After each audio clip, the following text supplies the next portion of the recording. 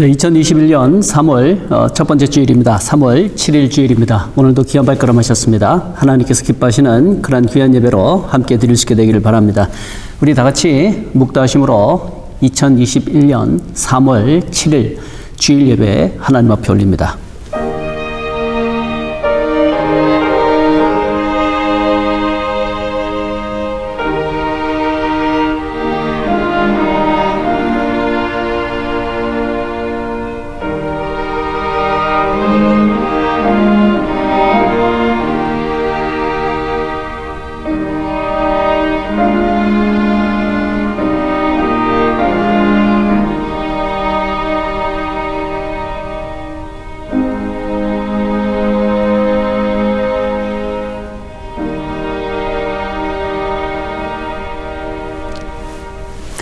오늘 예배 받으신 하나님 앞에 우리들의 신앙 사도신경으로 고백드립니다.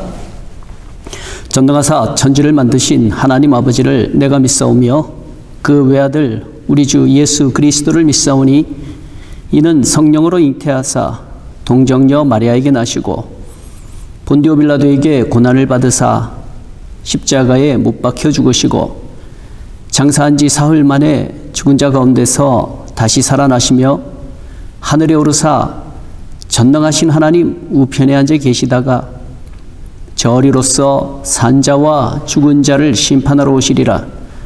성령을 믿사오며 거룩한 공회와 성도가 서로 교통하는 것과 죄를 사하여 주시는 것과 몸이 다시 사는 것과 영원히 사는 것을 믿사옵나이다.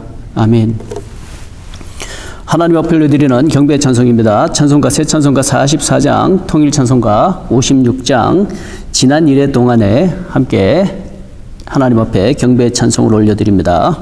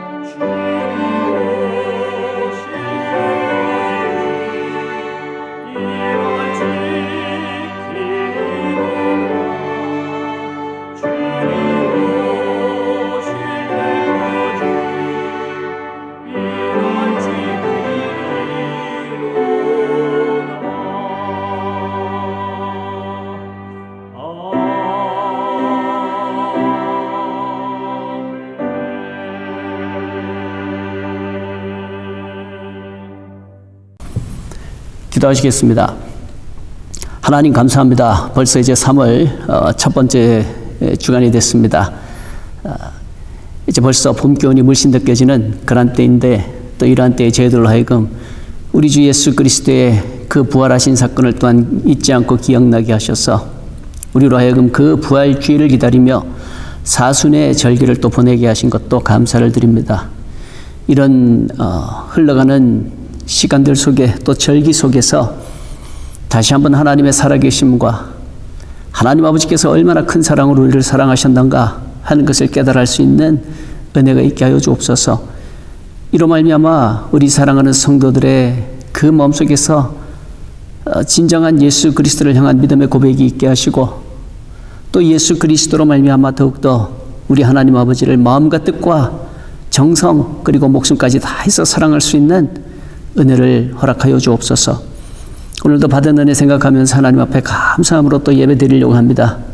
예배 처음 시간이 오니 마치는 시간까지 꼭 함께하여 주옵소서. 하나님 홀로 영광 받아 주옵소서. 예수 그리스도의 이름으로 간절히 기도합니다. 아멘. 하나님 앞에 올려드리는 그러한 찬양이 있겠습니다. 우리 차콜텟에서 올려드리는 찬양 연주입니다. O the Blood라고 하는 찬양곡으로 하나님 앞에 찬양 연주 올려드립니다.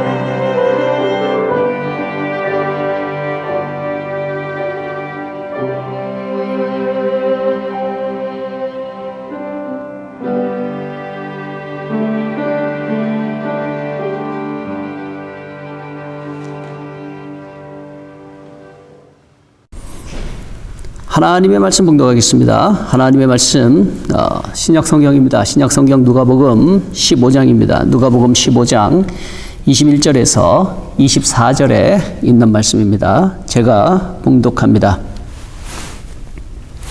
아들이 이르되 아버지 내가 하늘과 아버지께 죄를 지었사오니 지금부터는 아버지의 아들이라 일컬음을 감당하지 못하겠나이다 하나 아버지는 종들에게 이르되 제일 좋은 옷을 내어다가 입히고 손에 가락지를 끼우고 발에 신을 신기라.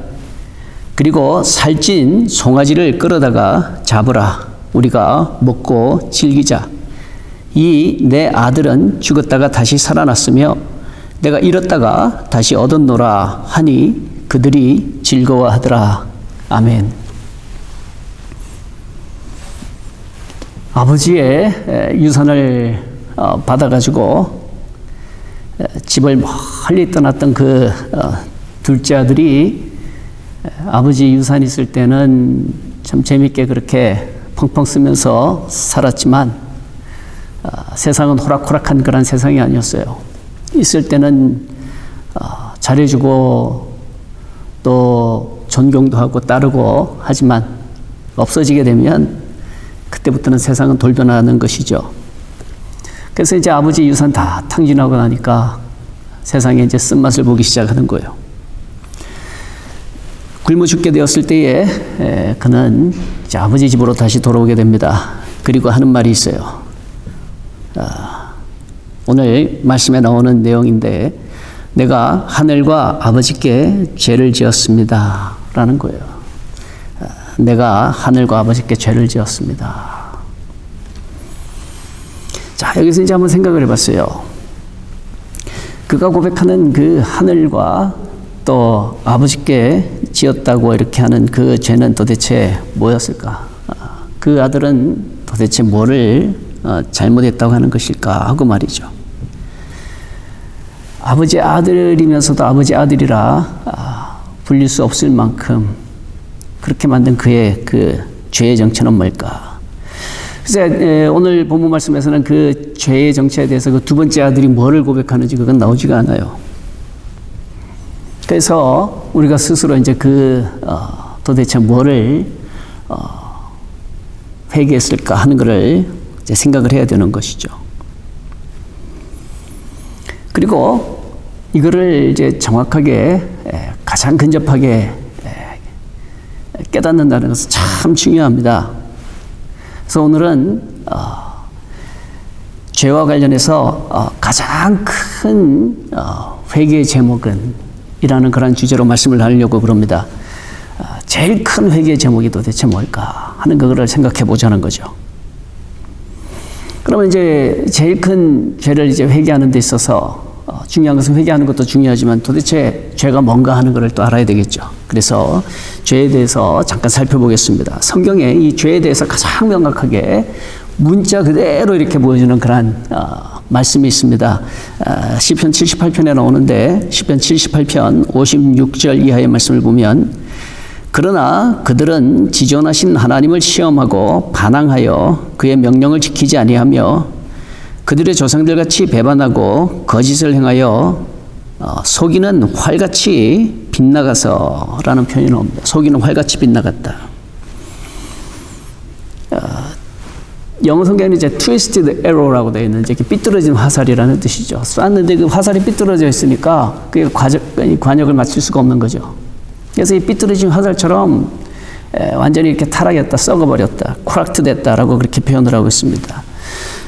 바로 이게 성경에서 말하는 죄의 정의예요. 관역에서 벗어난다라는 그런 뜻이죠. 그럼 이제 오늘 말씀으로 돌아가서 오늘 말씀 중에서 아버지가 원하는 그 마음이 있을 텐데 그 마음에서 벗어난 것은 도대체 뭘까? 화살같이 빗나간 것은 뭘까? 하는 것을 묵상을 해봅니다. 아마도 아버지 마음에 딱 맞게 했다면 그거를 이제 의라고 그렇게 표현을 하겠죠. 근데 반대로 이제 아버지를 실망시켰거나 아버지의 마음을 아프게 했다면 바로 그게 이제 죄가 되겠죠. 그러면 이제 오늘 본문 말씀에서 이제 돌아왔던 그 두 번째 아들이 도대체 뭐를 뉘우치면서 아버지께 돌아왔을까요? 아까도 말씀드린 대로 안타깝게 이 본문 말씀에서는 그 둘째 아들의 그 회개 내용은 나오지가 않아요. 근데 우리는 몇 가지를 이제 추론할 수 있습니다. 첫 번째는 첫 번째 아들의 관점이에요. 첫 번째 아들이 생각하는, 둘째 아들이 아니라 첫 번째 아들의 그 관점이죠. 오늘 본문 말씀 30절에 있는 말씀을 보면 첫째 아들은 이렇게 말합니다. 아버지의 살림을 창녀들과 함께 삼켜버린 이 아들이라고 이렇게 표현을 해요. 아버지의 재산을 창기와 더불어서 먹어버렸다. 옛날 우리 개역 성경에서는 그렇게 표현하고 있죠. 아버지의 재산을 창기들과 함께 먹어버렸다. 두 가지를 지적해요. 하나는 아버지의 재산을 탕진했다는 것이고, 두 번째는 이제 쓰는 데 있어서 창기들하고 그냥 방탕한 그런 생활을 했다라는 것이죠. 이게 이제 그 첫 번째 아들이 생각하는 그 동생의 잘못이에요. 그 동생의 그 죄악의 정체인 거죠. 그럼 아버지는 어떨까요? 아버지의 마음은 어떨까요? 만일에 첫째 아들처럼 아니 저게 내 재산을 저렇게 지 마음대로 그렇게 허랑방탕하게 축내버릴 수가 있어? 그랬을까요? 아버지의 마음은 아니 저게 사람 같지 않게 세상에 나가서 어떻게 사귈 사람이 없어서 그래 창기들과 더불어서 그렇게 사귀면서 내 재산을 다 써버렸어. 그렇게 생각을 했겠어요? 만일에 그렇게 생각했다면 둘째가 돌아왔을 때 아버지는 받아들이지 않겠죠. 그리고 받아들이는 데 있어서 조건도 있겠죠. 네가 나한테 다시 올리면은 네가 가지고 왔던 재산 절반이라도 가지고 와라. 그렇게 말하겠죠.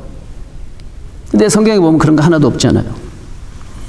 네가 그렇게 문란한 생활을 했는데 거기에 대해서 너 반성문 써가지고 와라. 그렇게 하지 않잖아요. 둘째가 찾아왔을 때 아버지는 아무런 말이 없어요. 돈의 씀씀이에 대해서 이렇다 저렇다 이런 방구도 없어요. 그냥 맞이하는 겁니다. 그러면서 그 아버지가 아들을 맞이하는 데 있어서 한 대목이 나와요. 24절에 있는 말씀인데 24절의 말씀을 보면 이 내 아들은 죽었다가 다시 살아났으며 내가 잃었다가 다시 얻었노라 라고 말합니다. 이 내 아들은 죽었다가 다시 살아났다. 내가 잃었다가 다시 얻었다. 이게 아버지가 그 둘째를 맞이한 이유예요. 그렇죠? 아들이라는 그런 이유 때문에 그렇다는 거죠. 물론 엉터리 삶을 사는 그거는 잘못한 거예요. 분명히 죄입니다. 큰 죄입니다. 큰 죄인데 아버지에게 있어서 아들로 인정하는 데 있어서는 그 재산이 아니에요. 네가 얼마를 더 벌어왔느냐 하는 그게 아니에요. 아들이 돌아왔다 하는 그게 아버지로서는 제일 반갑다는 것이죠. 이거는 오늘 우리들에게도 굉장히 중요한 그런 교훈입니다. 또 이런 교훈을 통해서 우리들도 생각해 볼 게 많아요. 그게 뭔가 하면 하나님 아버지와 우리와의 관계예요. 하나님 아버지와 우리와의 관계. 아까도 말씀드렸습니다마는 아버지의 마음에서 들지 않는 것, 마음에서 벗어난 것, 그게 이제 죄라고 그랬죠. 그럼 아버지의 마음을 아프게 하는 그 죄들은 어떤 게 있을까요? 요즘 이 시대 사람들이 생각하는 그 죄의 개념하고 조금 달라서 하나님의 자녀된 우리들에게 있어서는 이 말씀이 굉장히 중요합니다. 세상 사람들은 죄라고 그러면 잘못된 행동을 말을 해요. 잘못된 삶의 방식을 이야기합니다. 행동하고 관련을 많이 짓죠. 불법적인 그러한 행동들, 파괴적인 행동들, 비인간적인 행동들, 비윤리적이고 비도덕적인 그러한 행동들, 이런 것들을 죄라고 그러죠. 그러나 그동안 우리가 죄라고 생각하지 않았지만 그게 이런 죄 이상으로 너무 중요한 그러한 죄악이라고 하는 여기에 대해서 우리는 알아야 될 필요가 있고 또 반성해야 될 필요가 있다는 거죠. 그건 뭔가 하면 둘째 아들을 예를 들었을 때에 둘째 아들의 그 가장 큰 아버지의 마음을 아프게 했던 것은 뭔가 하면 아버지와의 그 관계성의 문제예요. 그 둘째 아들은 아버지하고 같이 있는 게 그렇게 싫었어요. 아버지하고 같이 산다는 그것이 그렇게 불만이었어요. 그래서 어떻게 하면 내가 아버지한테서 좀 멀리 떨어질까? 내가 어떻게 하면 좀 아버지 안 보고 살 수 있을까? 하는 그게 이 둘째 아들의 평소의 마음의 소원이었던 거예요. 그래서 기회 보고는 아버지한테 이제 유산 달라 그래가지고는 아버지하고 멀리 떨어져 있는 먼 나라로 그렇게 갔다라고 그렇게 하는 거예요. 그래서 이런 내용으로 보게 되면 아버지의 마음을 가장 아프게 한 것은 뭔가 하면 아버지가 싫었다는 거예요. 아버지 안 보고 살았으면 좋겠다 싶었던 그 마음이었다는 것이죠. 이건 우리들도 마찬가지. 하나님 아버지 앞에서 그렇다는 거예요. 우리가 회개거리를 많이 찾죠. 잘못한 것에 대해서 많이 찾습니다. 양심의 잘못, 마음의 잘못, 행동의 잘못 이런 것들 많이 찾아요. 근데 이 사순절 기간에 꼭 우리가 잊지 않고 생각해 보기를 원하는 게 있습니다. 그게 뭔가 하면 하나님 아버지와의 그 관계예요. 하나님 아버지와의 그 관계. 둘째 아들이 그 아버지를 대할 때 좀 안 보고 살았으면 좋겠다. 아버지 보는 게 불편하다. 아버지 보는 게 귀찮다. 아버지하고 같이 사는 이것이 난 너무 싫다. 바로 이런 것들. 오늘 우리들은 어떤가 하는 것을 한번 생각을 해봅니다. 우리 성도 여러분. 우리 성도 여러분 하나님 아버지를 어떻게 생각하세요? 계신다는 소리 들었어. 뭐 그 정도 아닙니까? 뭐 살아 계신데 뭐 언젠가 다시 이 세상에 오신데 뭐 이 정도 아닌가요? 평소의 삶 속에서 하나님 아버지는 어떠신 하나님인가요? 혹시 굉장히 부담스러운 하나님은 아닙니까? 이름은 있지만 나의 삶하고는 별로 관계가 없는, 연관이 없는, 있어도 뭐 그만, 없어도 그만, 뭐 그런 하나님 아버지는 아니었는가 하는 것을 한번 생각해 보자는 거예요. 어떤 사람들은 계시는 것까지는 인정을 하는데 동행하기는 싫어해요. 하나님과 함께하는 그 삶은 그렇게 달가워하지 않아요. 그렇게 노력하지도 않아요.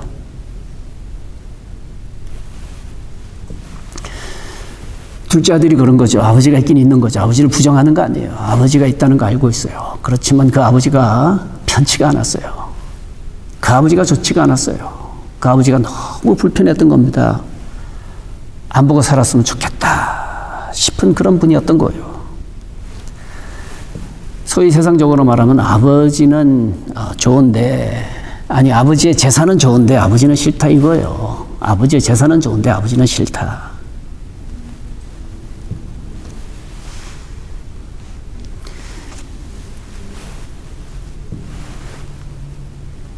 오늘 우리들은 어떤가요? 아버지 주시는 축복은 좋은데 하나님은 뭐 그저 그렇다.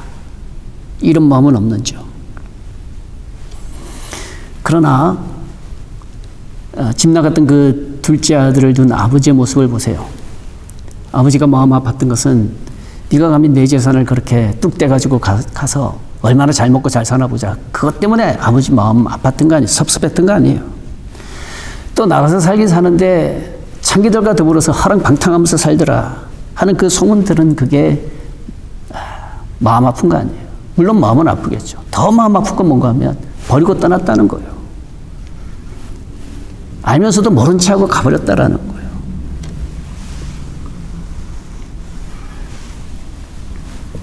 재산만을 생각한다면 끝까지 참 돈 밝히는 녀석, 언젠가는 갈 녀석이니까 그냥 일찍 잘 가버렸다. 저렇게 허랑방탕하게 그냥 인간 같지 않은 녀석 저거. 언젠간 저렇게 될 줄 알았다. 그리고 잊어버리고 살면 그만이지 뭐. 그럴 거예요. 그러나 둘째 아들을 둔 아버지의 마음은 그렇지 않아요. 100마리의 소가 없어져도 그거는 별 상관이 없어요. 중요한 것은 아들이 나가버렸다는 그게 마음 아팠던 거예요.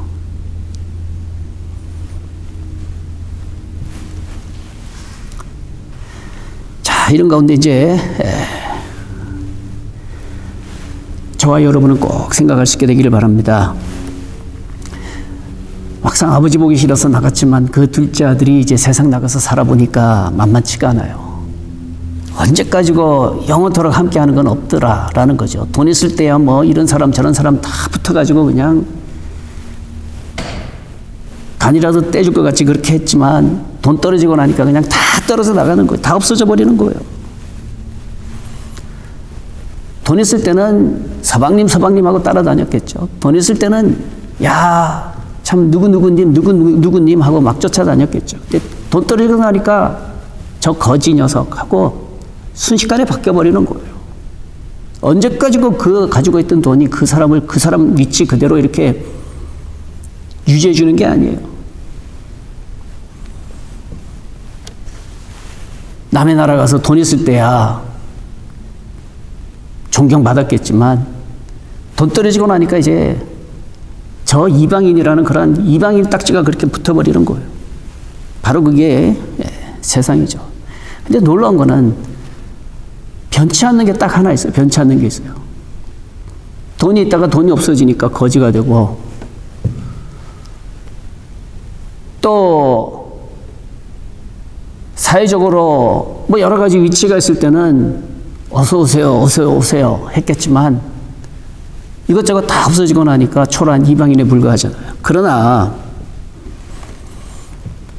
놀라운 거는 17절에 있는 말씀을 보면 17절에 이에 스스로 돌이켜 이르되 내 아버지에게는 양식이 풍족한 품꾼이 얼마나 많은가. 나는 여기서 줄여 죽는구나. 내가 일어나 아버지께 가서 이르기를 아버지 내가 하늘과 아버지께 죄를 지었사오니라고 말합니다. 여기 보면 다 빼앗기고 없어지고 변하고 그래도 변치 않는 게 하나 있어요. 그게 뭐냐면 뭘까요? 아버지라고 하는 그 이름이에요. 아버지예요. 아버지는 변치 않아요. 돈 있을 때는 아버지였다가 돈 없으면 아버지 안 되고 그런 거 아니에요. 좀 잘 나갈 때는 아버지였다가 좀 잘못될 때는 또 아버지 아니고 그런 게 아니에요. 아버지는 그런 게 아니죠. 아버지는 돈이 있어도 없어도 그 아들의 아버지인 거예요. 그 아들이 성공을 하든 실패를 하든 간에 아버지는 역시 아버지인 거예요.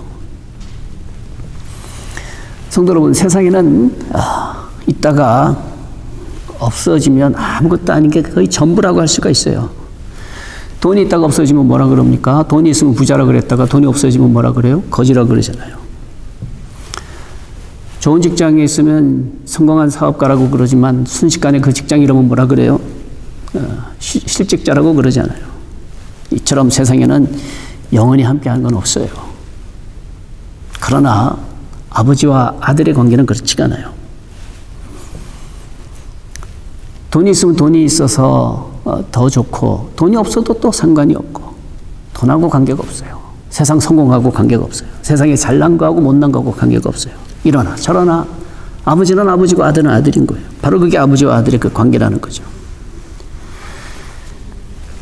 이런데 이런 아버지를 무시하고 이런 아버지를 싫어하고 이런 아버지를 인정하지 않고 이런 아버지한테서 좀 멀리 떠나서 안 보는 데 가서 살았으면 좋겠다 했던 바로 그게 죄라는 거예요. 그게 아버지의 마음을 아프게 했던 가장 큰 회개의 제목이라는 거죠. 우리 성도 여러분, 우리 하나님 앞에서도 마찬가지입니다. 하나님은 우리들의 아버지세요. 우리를 만드신 분이세요. 우리를 낳으신 분이세요. 우리도 언젠가 그 집 나갔던 둘째 아들처럼 언젠가는 다 이제 유명무실하게 되는 때가 오겠죠. 건강도 이제 뭐 영원토록 함께 따르지 않을 거 아니에요. 언젠가는 늙을 것이고 쇠약해질 것이고 노쇠할 것이고 그렇게 되잖아요. 건강뿐만이 아니라 재산도 역시 마찬가지일 거예요. 제가 보니까 돈 많아도 건강 잃어버리니까 그 돈이 아무런 소용이 없더라고요. 어디 가고 싶어도 몸이 불편해서 갈 수가 없어요. 먹고 싶어도 몸이 불편해서 다 먹을 수가 없어요. 그런 거 보니까 참 언젠가는 이것저것 다 하나씩 빼앗기는 날이 오는구나 하는 것을 정말 뼈저리게 그렇게 실감하고 있어요. 그렇지만 기억을 하세요. 한 가지는 영원해요. 한 가지는 영원해요. 만일 하나님의 자녀라면 한 가지는 영원합니다. 그게 뭔가 하나님은 우리들의 아버지시라는 것이죠. 그리고 우리는 하나님의 자녀라는 사실입니다. 이거는 얼마나 큰 건지 몰라요. 이건 직분이에요. 정말 이거는 대단한 축복인 거예요. 아버지를 떠났던 그 둘째 아들이 고백하는 그 고백을 다시 한번 보세요. 17절에 보시면 이에 스스로 돌이켜 이르되 내 아버지에게는 양식이 풍족한 품꾼이 얼마나 많은가. 나는 여기서 줄여 죽는구나. 내가 일어나 아버지께 가서 이르기를 아버지 내가 하늘과 아버지께 죄를 지었사오니 라고 말하죠. 여기 말씀해 보면 아버지 집에는 많은 사람들이 있어요. 양식이 풍족한 품꾼들이 있어요. 나름대로 먹고 살만한 사람들이 아버지 집에는 많았던 거예요. 집 나가서 쫄쫄 굶고 있는 그 둘째 아들보다 훨씬 형편 좋은 사람들이 아버지 집에는 더 많았다는 거예요. 근데 그 형편 좋다고 해가지고 둘째 아들이 아버지라 부르는 그분이 그들에게도 아버지였느냐 하면 그렇지 않아요. 그들은 품권에 불과한 거예요. 그리고 그 아버지는 그들에게 주인과 상전에 불과한 거예요. 그렇지만 다 빼앗기고 아무것도 없어도 그 둘째 아들에게는 그분은 아버지셨던 거예요. 그래서 아버지라고 부르는 거예요. 우리 성도 여러분, 이런 말씀 통해서 이번 사순절 기간 동안 다시 한번 하나님과 나라는 관점에서 좀 깊이 묵상할 수 있는 시간 가질 수 있기를 바랍니다. 우리에게 허락하신 그 아들이라는 그 이름이 얼마나 복된 이름인가, 얼마나 큰 축복인가, 얼마나 큰 특권인가 하는 것을 꼭 다시 한번 생각해 볼 수 있으면 좋겠어요.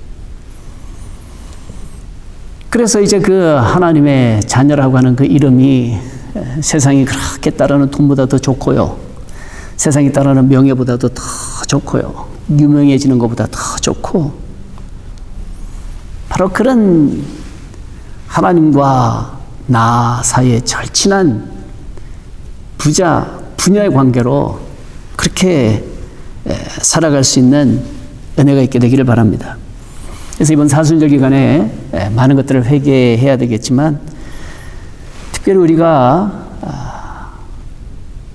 가장 중요한 회개 제목은 무엇인가? 혹시 나의 삶 가운데 하나님은 좀 소홀하신 분은 아니었던가? 내가 소홀히 여기지는 않았던가? 내가 하나님에 대해서 너무 무관심하지는 않았던가? 하나님을 너무 불편하게 생각하지는 않았던가? 하는 것을 생각해 볼 수 있게 되기를 바랍니다. 마지막으로 이제 말씀을 맺겠는데, 마지막으로 그 이사야서의 말씀 잠깐만 인용하도록 하겠습니다. 이사야서 1장에 보면 하나님께서 자기 백성들을 향한 안타까워하는 그 마음이 나와요. 그래서 이사야서 1장 18절의 말씀 보면 여호와께서 말씀하시되 오라 우리가 서로 변론하자. 너희의 죄가 주홍 같을지라도 눈과 같이 헤어질 것이요 진홍같이 붉을지라도 양털같이 희게 되리라. 너희가 즐겨 순종하면 땅의 아름다운 소산을 먹을 것이요 라고 말씀합니다. 이렇게 이제 이사야서는 시작이 돼요. 그리고 이사야서가 전체 몇 장입니까? 66장이에요. 그 기나긴 그 말씀 속에서 이 말씀을 들은 이사야서 1장에 나오는 이 하나님께서 하시는 말씀, 와라 우리 서로 변론하자 하시는 그 말씀 가운데 너희 죄가 주홍 같아도 눈과 같이 희고 진홍같이 붉어도 양털처럼 희게 되리라. 그 말씀 듣고 사람들이 전부 와서 하나님께 순종하는 그런 백성이 되었느냐? 그렇지가 않아요. 이사야가 그렇게 말씀을 전해도 백성들은 점점 부패해져 갑니다. 그리고 우리가 아는 대로 역사적으로 어떤가요? 히스기야 왕 때에 그렇게 외쳤던 이사야의 그 말씀 증거는 다 숲으로 돌아가잖아요. 히스기야의 아들 므낫세 시대가 왔을 때 정말 유대의 역사 가운데 그렇게 비참한 때가 없었죠. 그리고 이사야는 므낫세 왕에 의해서 죽임당하게 되잖아요. 희망이 없는 거예요. 희망이 없는 거예요. 하늘에 계신 하나님 보실 때도 저 희망 없는 것들하고 진노하셔야 되는 그런 진노거리밖에는 남지 않을 거예요. 근데 희한하죠. 마지막 부분에 가서 보면 이사야서의 마지막 부분에 가면 하나님과의 화해의 아름다운 장면으로 끝나거든요. 어떻게 하나님과 화평하게 되느냐? 다른 데 있는 게 아니에요. 우리 때문에 그런 게 아니에요. 하나님 아버지의 자비와 용서 때문에 그런 거예요. 그럼 하나님께서 어떻게 그렇게 자비와 용서를 베푸셨는가 하면 이사야의 정말 이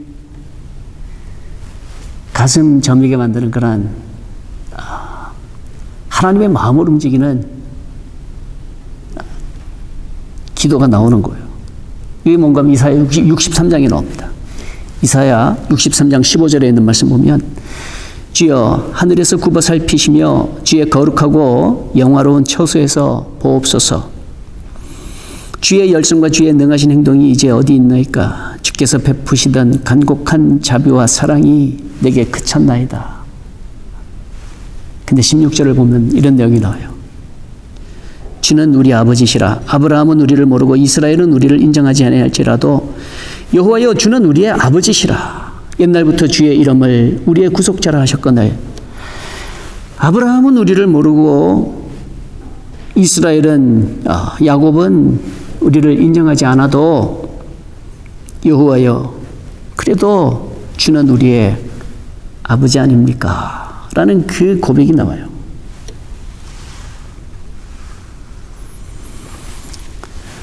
You are still our father. You are still our father. 참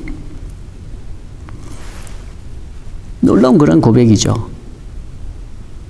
Abraham and Jacob have both rejected us. 아브라함이나 야곱 모두가 다 우리를 거절하고 너 내 후손 아니야라고 그렇게 한다 할지라도 But you are still our father. 그래도 하나님은 우리 아버지 아닙니까? 바로 이거 아니겠어요? 이것 때문에 하나님께서는 자비와 용서를 베푸시는 거 아니에요? 그리고 회복시키시는 거 아니겠어요?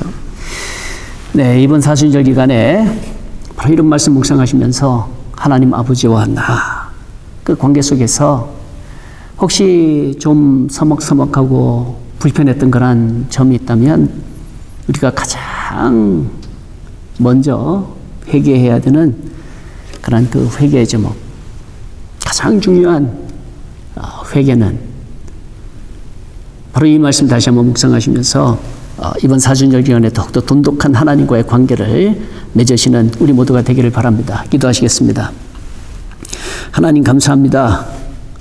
오늘도 가장 중요한 회개는 이라는 그런 주제로 말씀을 나눴습니다.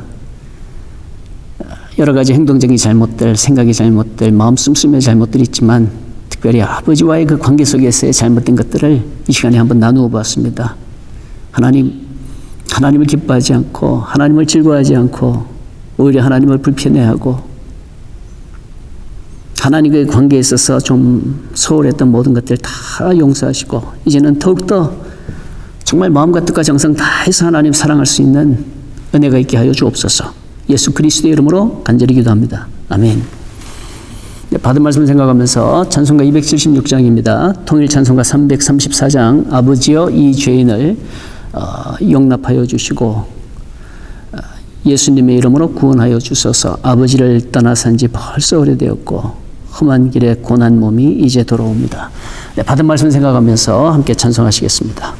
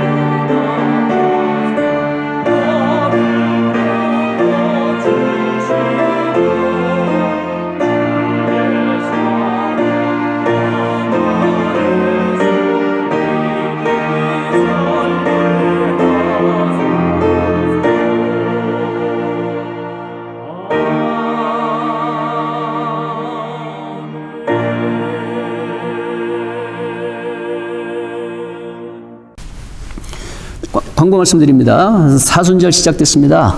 예수님 보혈 다시 한번 또 대속 묵상하시면서 은혜로운 사순절기 맞이하시기 바랍니다. 그리고 미국에 계시는 분들 다음 주일부터 데일라이트 세이빙 타임이 시작이 됩니다. 그러니까 토요일 되면 시계 바꾸는 거 잊지 마세요. 저녁 되면은 스프링 어헤드, 봄이 되면 1시간 더 앞으로 이렇게 하는 거니까 저녁 6시가 되면 저녁 7시가 되는 것이죠. 네, 그렇게 잘 보셔서 시간 조절하시기 바랍니다. 그리고 다음 주 예배는 성찬 예배로 드립니다. 네, 우리 기도하시고 예배 마치겠습니다. 예배 마치고 난 다음에는 누구를 위함인가라는 그런 포스트루드 우리 오케스트라에서 연주할 텐데 가사 나가니까 함께 따라 부르시면서 받은 은혜 꼭 되새기기 바랍니다. 지금은 우리 주 예수 그리스도의 무한하신 은혜와 하나님 아버지의 지극하신 사랑하심과 성령님의 감화하시고 감동하심이 사랑하는 우리 트리니티 교우 한 명 한 명 그리고 또 이 말씀을 통해서 은혜 받고 이 말씀대로 살아가기를 원하는 하나님의 귀한 자녀들 한 명 한 명 위에 영원토록 함께 하시기를 간절히 축원하옵나이다. 아멘.